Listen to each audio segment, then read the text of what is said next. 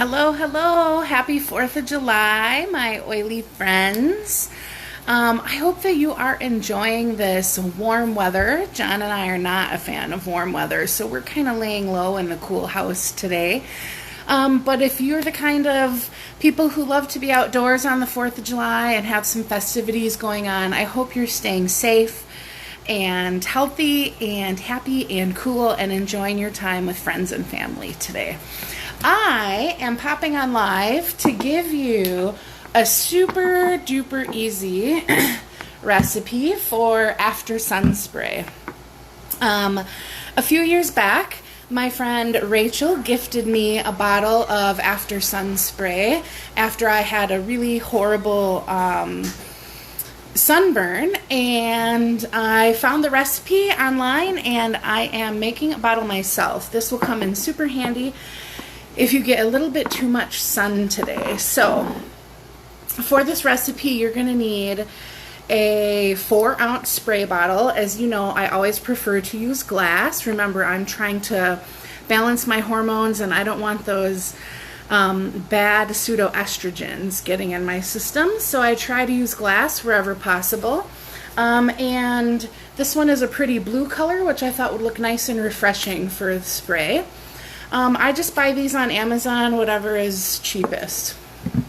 I'm also using aloe vera gel. This is an organic aloe vera gel. It's a very liquidy gel. I bought this on Amazon as well. And I looked for stuff without lots of additives and none of that bright green dye. I'm also using some witch hazel. I use Thayer's brand and I bought that on Amazon. I chose the rose petal witch hazel this time because rose is so soothing for the skin.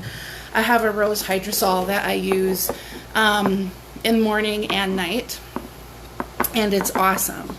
Now, you could easily double this recipe and add or leave it, as it is, and add some of our sandalwood hydrosol. That would also be a really great idea for moisturizing the skin.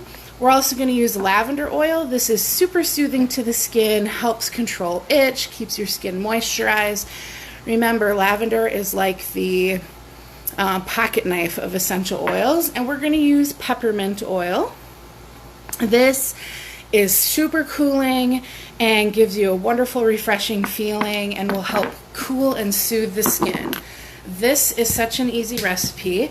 All I'm going to do is put about 1 to 2 tablespoons of aloe vera gel. Let's see if I can turn this so you can see. Here we go. Here in my bottle. Now, to be honest with you, I rarely measure this perfectly. I just kind of eye it up what I think would be 1 to 2 tablespoons. That looks about right. And then I'm going to add 10 drops of each, lavender and peppermint.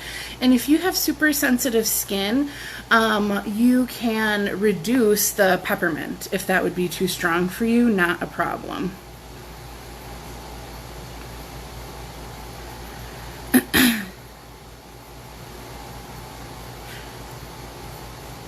I didn't want to talk while I was pouring and lose count, but you should know that I've seen some people when they put their oils in kind of shake them in. I like to just kind of let gravity do its work and pull the oils in naturally.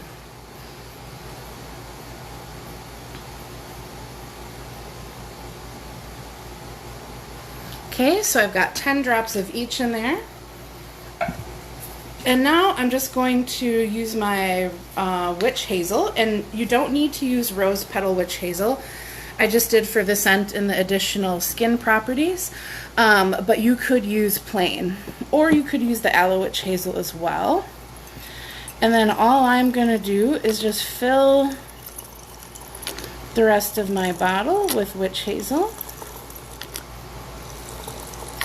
You're definitely going to want to use witch hazel for this and not water, because the witch hazel adds a lot of great skin healing and soothing properties, more so than the water. It's wonderful for the skin.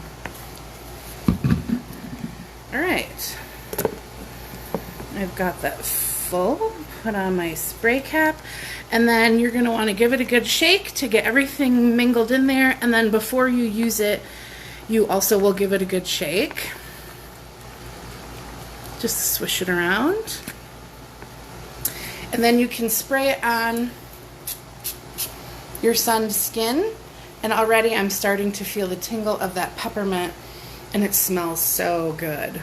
So I hope you enjoyed this recipe. I will edit my post up above and put the exact recipe there so that you can have a written version of it as well. And again, I hope that you have a wonderful 4th of July weekend and have a great day. See you later.